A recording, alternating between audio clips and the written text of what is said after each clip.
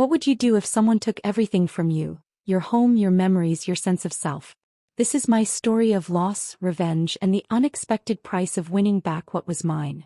If you're ready to dive into a tale of heartbreak, redemption, and the power of forgiveness, don't forget to subscribe so you never miss an episode. Trust me, this journey will leave you questioning how far you'd go to reclaim your life. The autumn wind howled through the trees like a restless spirit as I stood on the porch of my Victorian home, staring at the for sale sign hammered into the front yard. My heart sank like an anchor in deep water, dragging me down to a place where hope felt foreign. This house had been more than just four walls and a roof. It was the keeper of memories, the laughter of my son James when he was a boy, the quiet evenings spent reading by the fireplace with my late husband Henry, the smell of cinnamon rolls wafting from the kitchen every Christmas morning. And now this woman, this viper wrapped in silk, had stolen it all from me. Victoria Hartwell, my daughter-in-law, had orchestrated the eviction with such cold precision that I barely recognized her anymore. She claimed she needed the house to secure our family's future, but I knew better. It wasn't about security, it was about power. When she handed me the eviction notice last week, her smile was sharp enough to cut glass.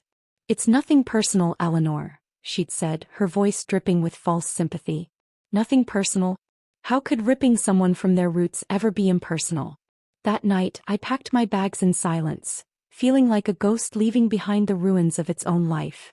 I found refuge at a small bed and breakfast tucked away in the woods, run by Margot Wren, a quirky woman with silver-streaked hair and eyes that seemed to see straight through you. Her presence was a balm to my wounded soul, though I couldn't bring myself to tell her the full story of why I'd left my home. Instead, I told her vague half-truths, that I needed a change, that life had become too complicated, and she nodded knowingly as if she understood far more than I revealed. The cabin smelled of pine needles and lavender, and for the first time in days, I felt something resembling peace settle over me. But peace is fleeting when your mind refuses to rest. As I lay awake that first night under Margot's roof, images of Victoria's smug face haunted me. I replayed her words over and over again. "You've had your time here, Eleanor. Now it's my turn." My turn? What kind of twisted logic was that? A fire ignited within me then, not one of rage, not yet, but of determination. If Victoria thought she could take everything from me without consequence, she was sorely mistaken. I might have lost the battle for my house, but the war was far from over. Benjamin Hartley, an old friend and lawyer, greeted me with a warm handshake and a knowing look when I walked into his office the next day. He didn't need me to explain much. He'd known me long enough to sense when something was wrong. Over cups of steaming coffee, I laid out the details of Victoria's betrayal, showing him the forged documents she'd used to claim ownership of the house. Benjamin's expression darkened as he flipped through the papers, muttering under his breath about legal loopholes and ethical violations. "Eleanor," he finally said, leaning back in his chair, "you still hold significant leverage here. You may not own the house outright anymore, but you're entitled to sell your share." His words lit a spark inside me, igniting a plan I hadn't dared consider before. Selling the house. Could I really do that? The idea felt both terrifying and exhilarating, like standing on the edge of a cliff and deciding whether to jump. For years I'd let others dictate my choices. First Henry, then James, and now Victoria, but no longer. This was my chance to reclaim control, even if it meant burning bridges along the way. I left Benjamin's office with a newfound resolve, my steps lighter than they'd been in weeks. That evening, I received an unexpected visit from Liam, Victoria's teenage son, and my grandson. His arrival startled me. He rarely sought me out these days, but there was a nervousness in his demeanor that made me soften immediately. "Grandma," he began hesitantly, "Mom, she's planning to sell the house soon. To some rich couple who want to turn it into a vacation rental or something." His voice cracked slightly, betraying the guilt he carried for being complicit in her schemes. Though he tried to hide it, I saw the conflict in his eyes. Loyalty to his mother versus love for his grandmother. Liam's revelation confirmed what I already suspected. Victoria intended to profit off the very foundation of my life. But instead of anger, I felt a strange clarity wash over me. She wanted to play games, so be it. I would beat her at her own game. After Liam left, I sat by the window watching the moonlight filter through the trees. For the first time since losing the house, I allowed myself to imagine a future where I wasn't merely surviving, I was thriving. Tomorrow I decided I would list the house for sale. Let Victoria deal with the consequences of her greed. By sunrise, I had secured a buyer willing to pay above market value for the house. A young couple eager to start their lives together in my former home. The irony wasn't lost on me. Two people seeking happiness in a place where mine had been shattered. Still, I pushed aside any lingering sentimentality. Sentimentality wouldn't protect me now. As I signed the final paperwork with the real estate agent, I felt a weight lifting from my shoulders, like shedding layers of armor I'd worn for far too long. For once, I wasn't the victim, I was the victor. When Victoria returned from her business trip later that afternoon, she stormed into the B&B uninvited, her heels clicking angrily against the wooden floors. "What have you done?" she demanded, her face flushed with fury. I met her gaze steadily, refusing to flinch. "I've done what you failed to do, Victoria," I replied coolly. "I've taken responsibility for my own life." Her mouth opened and closed like a fish gasping for air, but no words came out. In that moment, I saw the cracks in her carefully constructed facade. The fear, the desperation, the realization that she'd underestimated me. It was almost satisfying.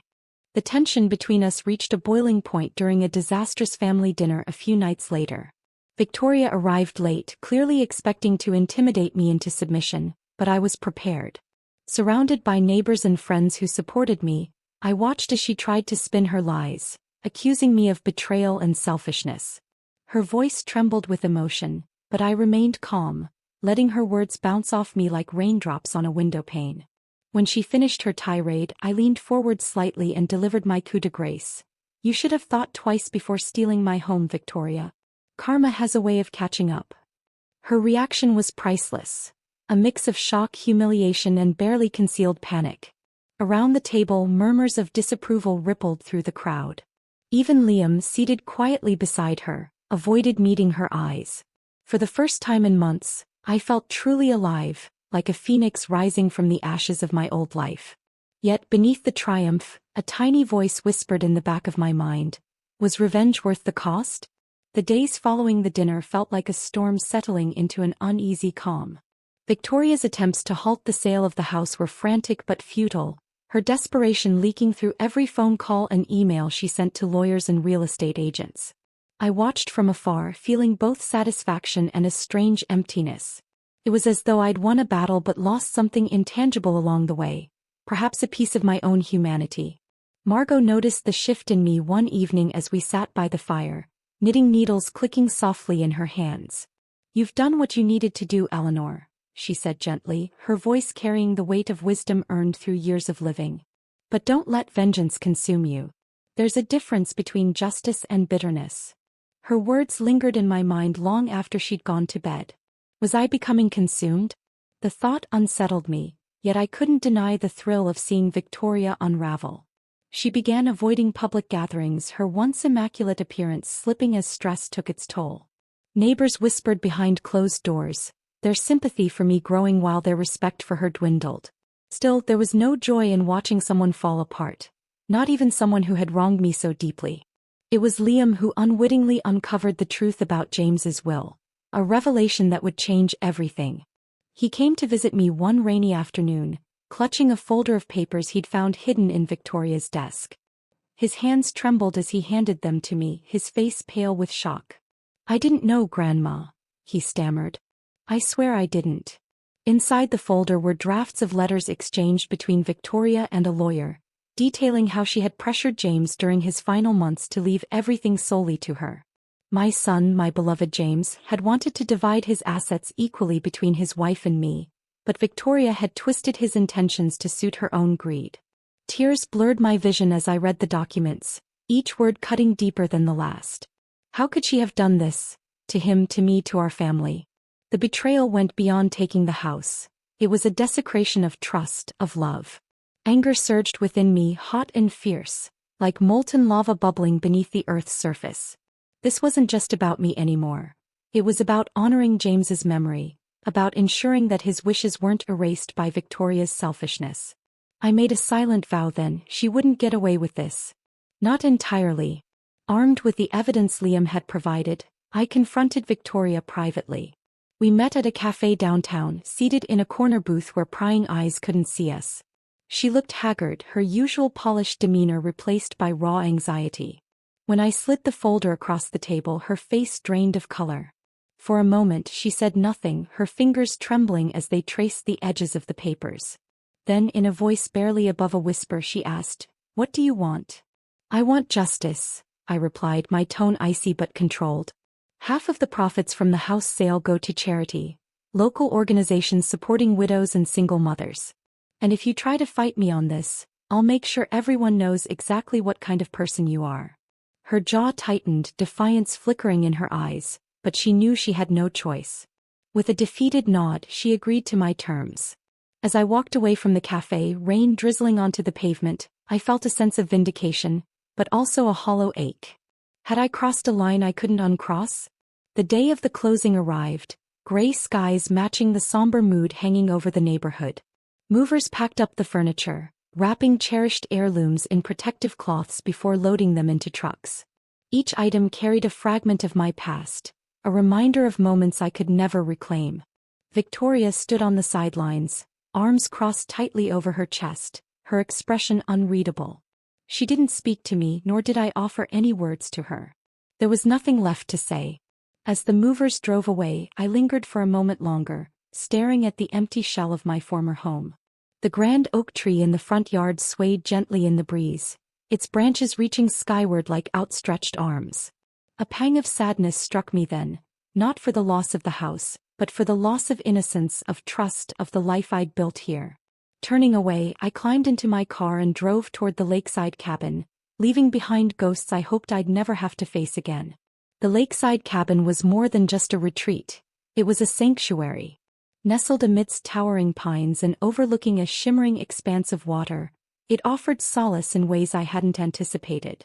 Renovating it became my therapy, each hammer strike and paintbrush stroke a step toward rebuilding not only the structure but myself. Margot joined me occasionally, her laughter echoing through the halls as we worked side by side. "You're creating something beautiful here, Eleanor," she remarked one afternoon, admiring the freshly painted walls. "Not just a house, but a new beginning." And she was right. For the first time in years I felt free, not bound by the expectations of others or the shadows of my past. The money from the house sale allowed me to live comfortably, but more importantly, it gave me independence. I started inviting old friends over for tea, reconnecting with people I'd drifted away from during my darkest days. Among them was Thomas Aldridge, a widower whose gentle nature and dry wit reminded me of Henry. Our conversations flowed easily like two rivers merging into one, and though I resisted at first, I couldn't deny the warmth spreading through my chest whenever he smiled at me. Meanwhile, Victoria's world continued to crumble. Unable to open her boutique due to financial constraints, she spiraled further into despair. Rumors spread throughout town about her failed ventures and strained relationships. Even Liam distanced himself from her, spending more time with me at the cabin. One evening, as we sat by the lake watching the sunset, he confessed, "I'm sorry for everything, Grandma. I should have stood up to Mom sooner." His remorse was genuine, and though part of me still harbored resentment toward Victoria, I couldn't blame him for her actions. Wrapping an arm around his shoulders, I told him, "We all make mistakes, Liam. What matters is learning from them and moving forward." As winter approached, the cabin transformed into a cozy haven filled with the scent of pine logs burning in the fireplace and the soft glow of candles flickering on windowsills. I hosted a small gathering one chilly Saturday afternoon, inviting neighbors, friends, and even Margot's eccentric book club members. The air buzzed with laughter and conversation, a stark contrast to the isolation I'd felt just months earlier. Thomas arrived later than everyone else, carrying a bottle of wine and a shy smile that made my heart flutter, a sensation I hadn't experienced in decades. Sitting beside him on the porch as twilight descended, I realized how much I'd changed since leaving my old home. Once defined by loss and resentment, I now found joy in simple pleasures. The sound of leaves crunching underfoot, the warmth of companionship, the freedom to shape my own destiny. Yet amidst this newfound happiness, there was still a lingering sadness, an awareness that not all wounds could be healed. Liam lingered near the edge of the crowd, his gaze often drifting toward the woods as though searching for something, or someone, he'd lost. Victoria's final attempt to reclaim control came in the form of a lawsuit, her last desperate grasp at redemption, or perhaps revenge. She accused me of fraud, claiming I'd manipulated legal documents to orchestrate the house sale. But her case crumbled almost immediately. Benjamin had ensured every detail of the transaction was airtight. Watching her stumble through the courtroom, her composure fractured and her confidence shattered, evoked a mix of pity and triumph within me. It wasn't enough to erase the pain she'd caused, but it was closure. Final, irrevocable closure. That evening as I walked along the lakeshore, the icy wind biting at my cheeks, I thought about forgiveness. Could I ever forgive Victoria for what she'd done? Perhaps not completely. Forgiveness didn't mean excusing her actions or forgetting the scars they left behind. Instead, it meant releasing the hold she had over me, the anger, the bitterness, the need for retribution. Letting go wasn't easy, but it was necessary if I wanted to truly move forward. With each step, I felt lighter, like shedding layers of armor I no longer needed. Victoria hit rock bottom shortly after the lawsuit collapsed. Her boutique dream dissolved entirely, her marriage ended in separation, and her social standing plummeted. Gossip spread like wildfire through town, painting her as a villain rather than a victim of circumstance. Even Liam avoided mentioning her name, though I knew he still cared for her in his own conflicted way. One morning, while sipping coffee on the porch, I received a tearful voicemail from him. "She's different now, Grandma. Broken. I don't know what to do." His voice cracked and guilt tugged at my chest. Had I pushed too far? Was this the price of my victory? I called him back later that day, inviting him to visit the cabin whenever he needed space. "Your mother may have made mistakes," I told him gently, "but she's still your mother. Don't let bitterness come between you two, not permanently." He thanked me quietly, though I suspected our conversation did little to ease his turmoil. That night, as snow began falling softly outside, I stared at the fire and wondered whether justice had truly been served, or if I'd merely perpetuated a cycle of pain. Life at the cabin settled into a rhythm of quiet contentment. Thomas became a regular presence, bringing fresh flowers or homemade bread during his visits. We talked about everything and nothing, our connection growing stronger with each passing day. Margot teased us relentlessly, calling Thomas my second chance at love. Though I laughed off her comments, part of me couldn't deny the truth in them. Love, it seemed, had a way of finding you when you least expected it, and when you were finally ready to embrace it. Yet, despite the joy surrounding me, I couldn't ignore the shadows lingering in the corners of my mind. Revenge had given me power, yes, but it had also cost me dearly. Trust, innocence, the illusion of family unity. As I watched Liam struggle to reconcile his loyalty to his mother with his affection for me, I questioned whether the price had been too high. Maybe forgiveness wasn't just for Victoria. It was for me too. Only then could I truly begin to heal. On Christmas Eve, I threw a modest party at the cabin, decorating the space with garlands of holly and strings of twinkling lights. Guests included Margot, Thomas, Liam, and a few close friends who had stood by me during my darkest days. Laughter filled the air, mingling with the aroma of roasted chestnuts and mulled cider. For the first time in years, I felt a sense of belonging. A reminder that family wasn't always defined by blood but by the bonds we chose to nurture. Victoria appeared unexpectedly halfway through the evening, her face pale and drawn. She hesitated at the door, clearly unsure whether she was welcome. I exchanged a glance with Liam, who nodded encouragingly. Stepping outside to meet her, I listened as she poured out her apologies, her voice trembling with emotion. "I'm sorry, Eleanor," she whispered, tears streaming down her cheeks. "For everything." Though my heart ached with conflicting emotions, I offered her a quiet acknowledgement. "Apologies are a start, Victoria. But healing takes time, for both of us." The new year dawned cold and bright, the lake frozen solid beneath a blanket of snow. Sitting by the window with a cup of tea, I reflected on the journey that had brought me here. Revenge had been sweet but fleeting. Forgiveness, though difficult, promised lasting peace.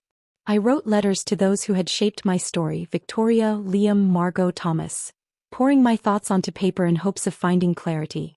To Victoria, I wrote simply, "Forgiveness doesn't mean forgetting. It means choosing to move forward without hatred weighing you down."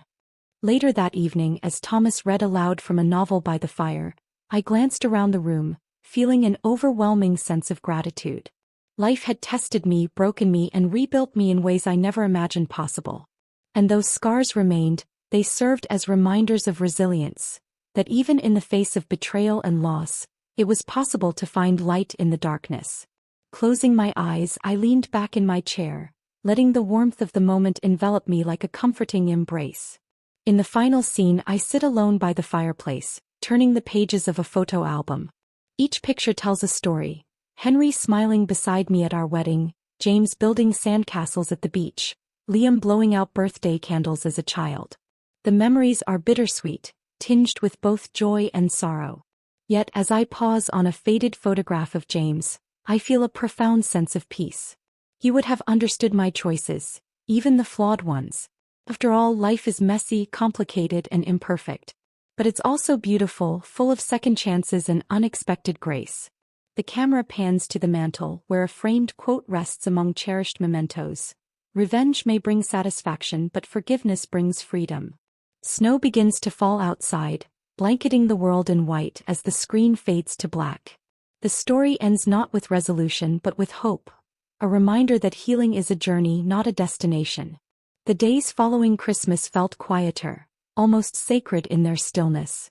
The snow-covered landscape outside my cabin seemed to mirror the calm settling within me, a stark contrast to the storm I'd weathered just months before. Yet beneath this newfound serenity, questions lingered. Had I done the right thing? Was it possible to balance justice with compassion without sacrificing one for the other? These thoughts swirled in my mind as I took long walks along the frozen lake, the icy wind biting at my cheeks but clearing my head.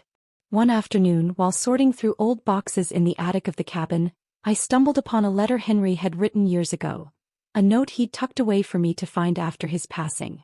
In it, he spoke of love, loss, and the importance of choosing kindness over bitterness. "Eleanor," he wrote, "life will test you, but remember, your strength isn't measured by how hard you fight, it's measured by how deeply you can forgive." Tears welled in my eyes as I clutched the fragile paper, feeling his presence surround me like a comforting embrace. It was as if he were reminding me that forgiveness wasn't weakness. It was courage in its purest form.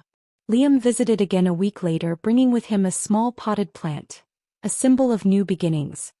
He placed it on the windowsill, explaining, "Mom says she wants to start fresh, if you'll let her." His voice wavered, betraying the weight of the request. I studied his face, the same earnestness James used to have, and nodded slowly.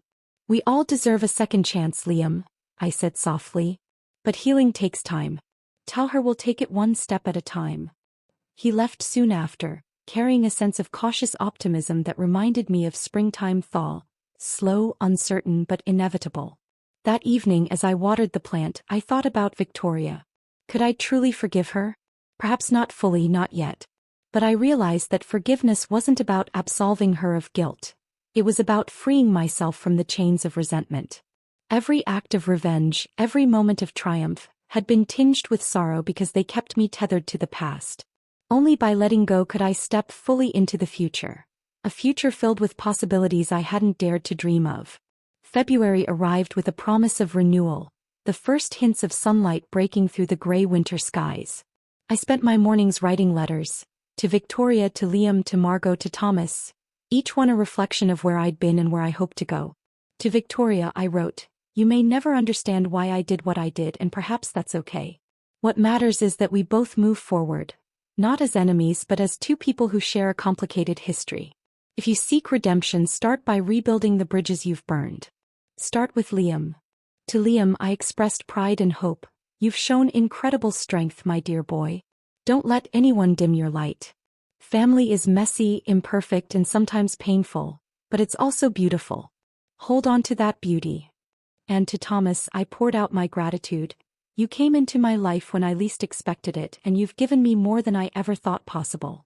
Thank you for reminding me that love isn't something we lose forever. It's something we rediscover when we're ready." On a crisp Saturday morning, I hosted another gathering at the cabin, this time inviting everyone who had touched my journey, including Victoria.